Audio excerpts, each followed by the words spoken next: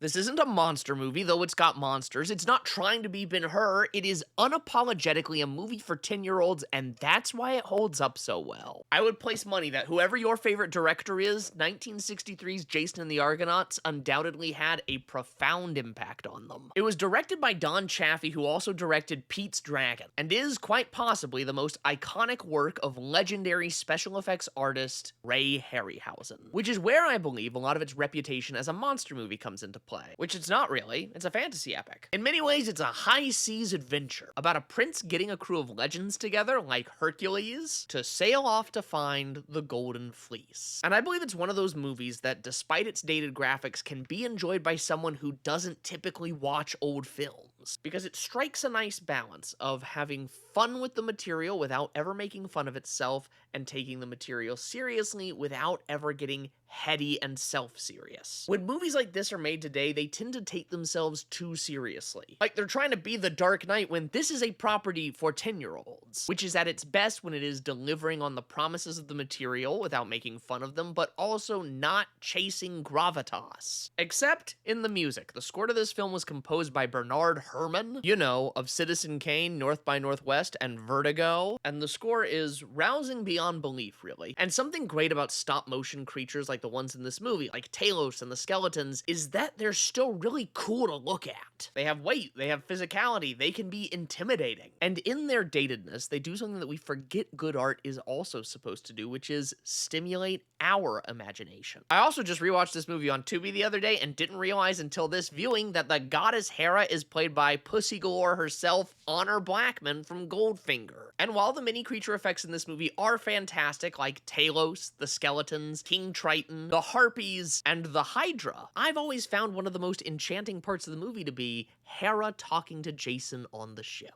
And I don't think it's a controversial opinion to say this is still the gold standard for Greek epics. Gauntlet down to you, Christopher Nolan, as if anybody knows who you are.